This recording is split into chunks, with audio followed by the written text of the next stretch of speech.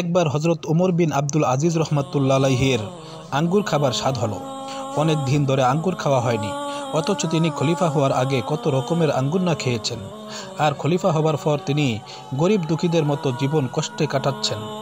স্ত্রী ফাতেমার কাছে এসে জিজ্ঞেস করলেন তিনি, তোমার কাছে কি একটা দিরহাম আছে? আমি আঙ্গুর কিনে খাবো। তার স্ত্রী তো অবাক। তিনি বললেন, আপনি এত বিরাট সাম্রাজ্যের খলিফা, আপনি যে কোনো জিনিসের ইশারা করলেই তো কত লোক সেসব আনতে জান পর্যন্ত দিতে প্রস্তুত হয়ে যায়। হজরত ওমর ইবনে আব্দুল আজিজ রহমতুল্লাহ শুনে বললেন, জনগণের আমানত হলো বাইতুল মাল। এর অর্থ আমি আমার দরকারে ব্যয় করলে পরকালে আমাকে জাহান্নামের বেড়ি পরানো হবে। এজন্য আমি নিজের প্রয়োজনে রাষ্ট্রের কোনো সম্পদ খরচ করতে চাই না। সুবহানাল্লাহ। অনেক সময় প্রচণ্ড ক্ষুধার জ্বালায় হজরত ওমর ইবনে আব্দুল আজিজ ছটফট করেছেন, অথচ নিকটেই বাইতুল মালে অজস্র খাদ্য মজুদ আছে, কিন্তু তা থেকে কোনো কিছু খাওয়া তিনি পছন্দ করতেন না। একদিন ঘরে ফিরে স্ত্রীকে কিছু খাবার দিতে বললেন।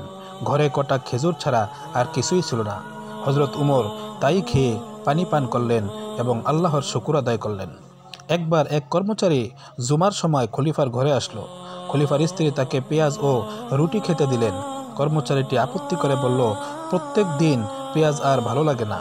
ফাতেমা বললেন, বাছা, এই খাবারই তোই খলিফা প্রত্যেক দিন খাচ্ছেন। সুবহানাল্লাহ। সরকারি ডাকযোগে কেউ যদি কিছু তার কাছে উপহার পাঠাতেন, তাও তিনি বাইতুল মালে জমা করে দিতেন।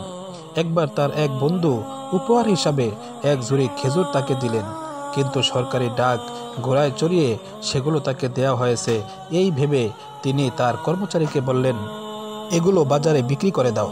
খেজুরগুলো বাজারে নিয়ে যাওয়া হলো, আর এক লোক সেগুলো কিনে আবার খলিফা ওমরকে উপহার হিসাবে পাঠিয়ে দিলেন। খলিফা দেখলেন এই সেই খেজুর। খলিফা সব ঘটনা শুনলেন। তিনি খেজুর বিক্রি বাবদ অর্থ বাইতুল মালে জমা করে দিলেন। একবার বাইতুল মালে প্রচুর আপেল এলো। হজরত ওমর গরিবদের মধ্যে এই আপেল বিতরণ করছেন।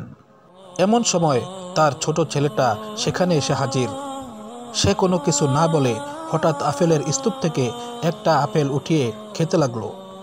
কিন্তু এটা সাধারণ জনগণের সম্পদ। ওমর নিজের ছেলের হাত থেকে আপেলটা কেড়ে নিয়ে গেলেন। ছেলে কাঁদতে কাঁদতে ঘরে ফিরল। তার মা বাজার থেকে আপেল কিনে এনে ছেলেকে থামালেন। হজরত ওমর ঘরে ফিরে এসে আপেলের গন্ধ পেয়ে স্ত্রীকে জিজ্ঞেস করলেন, তোমরা কি বাইতুল মালের আপেলের অংশ নিয়েছ? তার স্ত্রী বললেন, না, ছেলের কান্না দেখে আমি বাজার থেকে কিনে এনে দিয়েছি। হজরত ওমর তখন বললেন, আল্লাহর কসম, আমি যখন ছেলের হাত থেকে আপেলটা কেড়ে নিলাম তখন মনে হলো আমার কলিজাটা যেন ছিঁড়ে ফেললাম। কিন্তু আল্লাহর সামনে আমাকে যে এই আপেলের জন্য জবাব দিতে হবে। প্রিয় বন্ধুরা, এরকম ছিল তার আল্লাহর প্রতি ভয়। কিন্তু দুঃখ ও পরিতাপের বিষয় হলো এই, অন্যের হকের ক্ষেত্রে আমাদের কোনো খবর নেই।